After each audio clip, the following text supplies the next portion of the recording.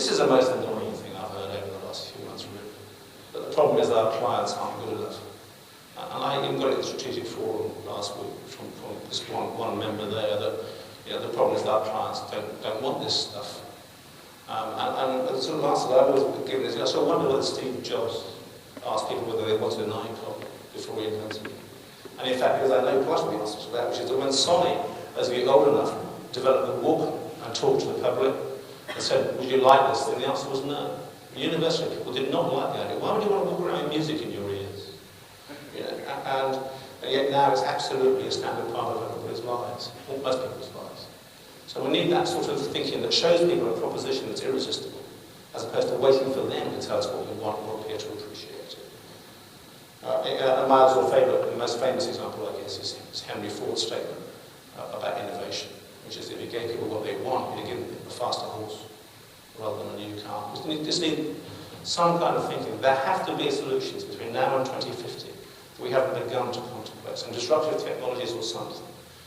But we have historically not been good at that kind of thinking. So to finish, one of my heroes, a good question is always better than the most brilliant answer. I think it's probably time to say that might not be right as a working proposition. And I prefer G.K. Chesterton, which is if a job's worth doing, it's worth doing badly. Doesn't mean, by the way, that you insist on doing it badly.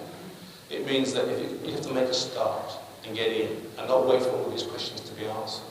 We have to make a start. And above all, we shouldn't say to our customers, sorry, you're not good enough. When you are, we'll get a bit better.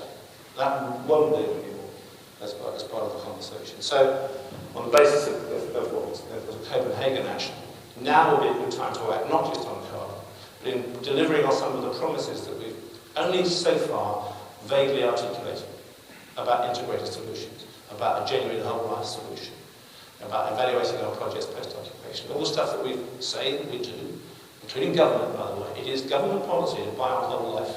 It's government policy to buy on collaborative procurement. It's government policy to post-occupancy evaluation of all of its buildings.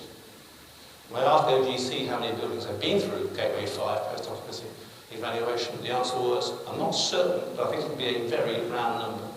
It's just, we're not embedding good practice in the industry. So it's time to do that.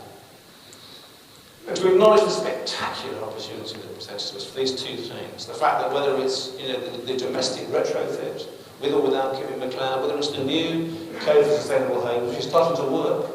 Tony Pitchley at Berkeley told me when I saw him last week, and I think he told Paul the same thing. He's building everything in Code 3 now, already. It's costing him $3,000 a unit, which is a fraction of what was threatened. And by the time, that will be zero by the time he moves to Code 4, and he'll do that before he's required to do so statutory. And likewise, Barrett are already working on a Code 4 home achieved in the envelope only, so that therefore 5 and 6 might be found in technology. That's how markets work. And we need to create the same kind of pressure across the whole program of work. As I say, there's work in infrastructure, there's work in the infrastructure for electric cars. Almost every line of that plan is for our industry. And the last and greatest opportunity maybe is to deepen our own gene pool.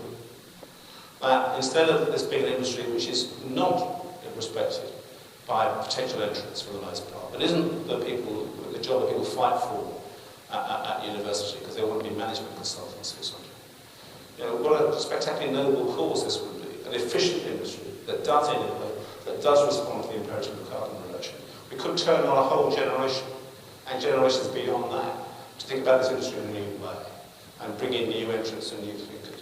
So that's the chance before us, and I welcome the best relaunch, as I would welcome anything which, to finish where I began, really improves the quality of the conversation between each other, and between us and our clients, and I guess you want to be ground between us and our planet, although as gets said often, the planet's going to be fine. It's us that might be in trouble if we don't invest in better solutions for